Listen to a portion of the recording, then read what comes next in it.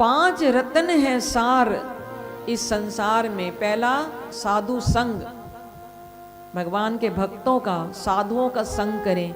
सतगुरु शरण, दूसरा सतगुरु की शरण मिल जाए तो समझो रत्न मिल गया। और तीसरा रत्न है दया, इस हृदय में दया पैदा करें।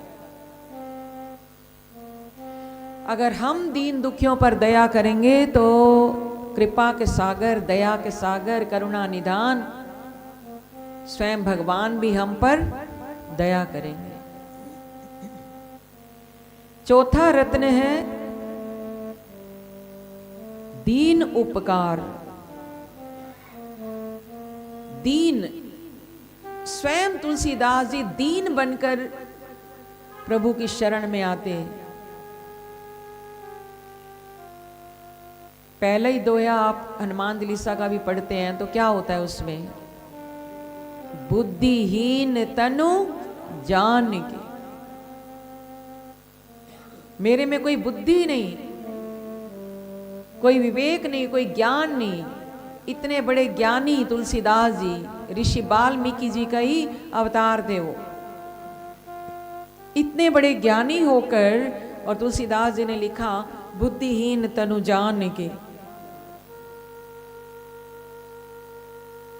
वो दीनता का घाट अपनाते हैं। मानस में 3 घाट मुख्य हैं, जैसे गीता में 3 योग मुख्य हैं, कर्म योग, भक्ति योग और ज्ञान योग। ऐसे रामचरितमानस में, रामचरितमानस एक सरोवर है और उस सरोवर के 3 घाट मुख्य हैं, कर्म घाट, भक्ति घाट और ज्ञान घाट। पर तुलसीदास जी ने ना कर्म घाट को अपनाया, ना भक्ति घाट को अपनाया, बड़ी दर्द भरी कथा है, और ना ही ज्ञान घाट को अपनाया। उन्होंने चौथा घाट एक बना लिया, जिस घाट का नाम था दीनता का घाट। क्या नाम था? दीनता। दीनता का घाट अपनाया उन्होंने, इसलिए यहां लिखा है तुलसी या संसार में 5 रत्न है सार। तो चौथा रत्न है, वो कहते हैं दीन बन जाओ। बिल्कुल दीन बनने का अर्थ कि अपने अहम भाव को एक तरफ रख दो, दीनता के घाट को अपनाएं। 5वां रत्न है उपकार। हमेशा दूसरों का भला करें। गीता में कहा भगवान ने, सर्वभूत हिते रताः। एक बार नहीं, 2 बार कहा ये बात। एक 5वें अध्याय में भी कहा और 12वें अध्याय में भी आप रोज पढ़ते हैं, सर्वभूत हिते रता। सब भूतों का उपकार करें, और जो उपकार करे, फिर प्रभु श्री राम, आगे सुनेंगे आप, हनुमान जी को कहते हैं तेरा उपकार मैं कभी भूल ही नहीं सकूंगा, हमेशा मैं ऋणी रहूंगा तेरे उपकार का, जो तूने उपकार किया। आज तो हम भूल जाते हैं, तो याद रखें किसी ने उपकार किया है, किसी भी तरह का, किसी भी परिस्थिति में, किसी भी काल में।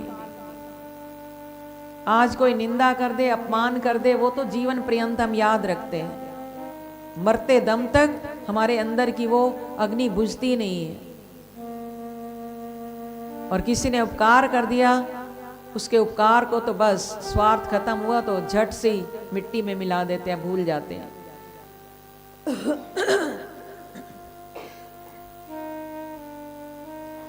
तुलसी या संसार में 5 रत्न है सार। साधु संग, सतगुरु शरण, दया दीन उपकार।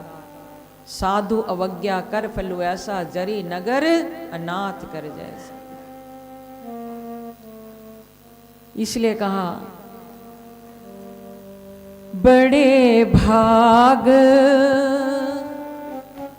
पाइब सतसंगा, बड़े भाग पाइब सतसंगा, बिन ही प्रयास होई भव भंगा, बिन ही प्रयास होई भव भंगा।